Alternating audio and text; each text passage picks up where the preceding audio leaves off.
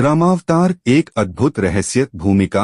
यह कथा त्रेतायुग के समय की है, जब भगवान श्री राम धरती पर अवतरित हो चुके थे।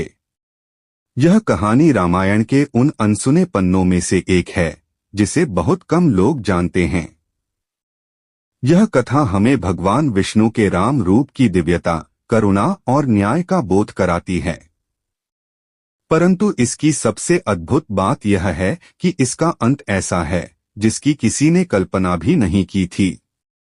अयोध्या का रहस्यमय अतिथि। अयोध्या के राजमहल में एक दिन एक रहस्यमय अतिथि का आगमन हुआ।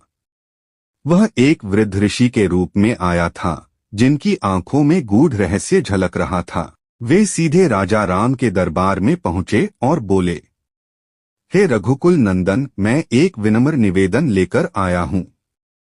मेरी एक परीक्षा लीजिए। यदि मैं सफल हुआ तो मुझे एक वरदान देना होगा।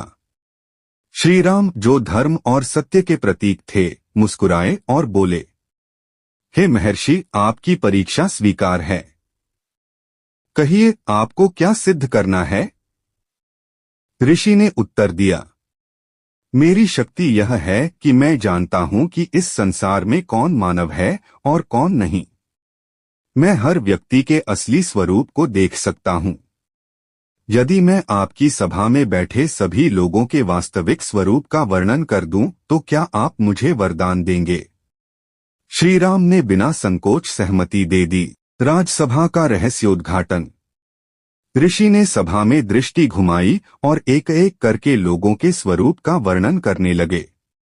उन्होंने कहा कि लक्ष्मण स्वयं शेषनाग का अवतार हैं, हनुमान पवन पुत्र हैं, भरत और शत्रुघ्न स्वयं धर्म और निष्ठा के प्रतीक हैं। सभा में बैठे सभी लोग विस्मित थे, क्योंकि ऋषि की बातें सत्य सिद्ध हो रही थीं। अंत में ऋषि ने श्री राम की ओर देखा और उनकी आंखों में एक अजीब सी चमक आ गई। वे बोले, हे राम, अब समय आ गया है कि मैं आपका वास्तविक स्वरूप बताऊं। अकल्पनीय रहस्य। ऋषि ने अपनी कमंडलू से जल छिड़का और उनके शब्दों से पूरी सभा सिहर उठी। हे रघुवीर, आप इस संसार के लिए भगवान विष्णु का अवतार हैं, परंतु जो सत्य आज मैं प्रकट कर रहा हूँ वह अत्यंत रहस्यमय है।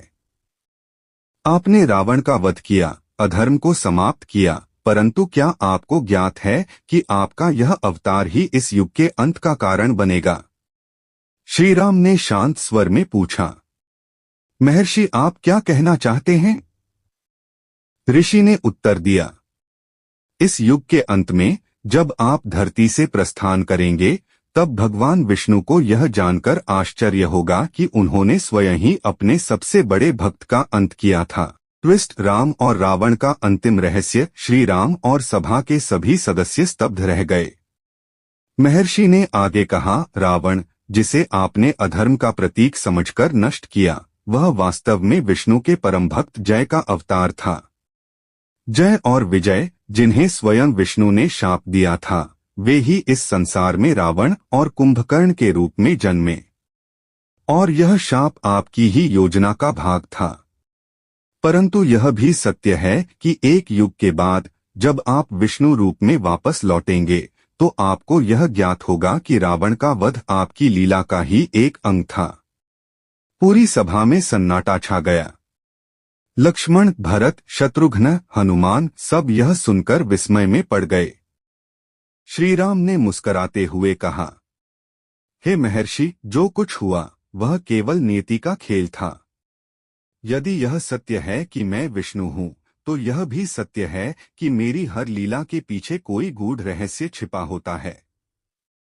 जय का उद्धार भी आवश्यक था और इस कथा का अंत भी। महर्षि ने मुस्कुराकर कहा, हे राम, आप सचमुच लीला पुरुषोत्तम हैं। जो भी होता है वह आपकी इच्छा से ही होता है। समाप्ति। नेति का खेल। ऋषि गायब हो गए, जैसे वे कभी आए ही न थे। परंतु उनके शब्द अयोध्या की दीवारों में गूंजते रहे। जो दिखता है वह सत्य नहीं है। जो सत्य है वह हमेशा दिखता नहीं, परंतु जो नियति का भाग है वह अवश्य ही घटित होता है। श्री राम की आंखों में एक गूढ़ मुस्कान थी। वह जानते थे कि यह संसार केवल लीला है और वह स्वयं इस लीला के केंद्र बिंदु हैं। समाप्त।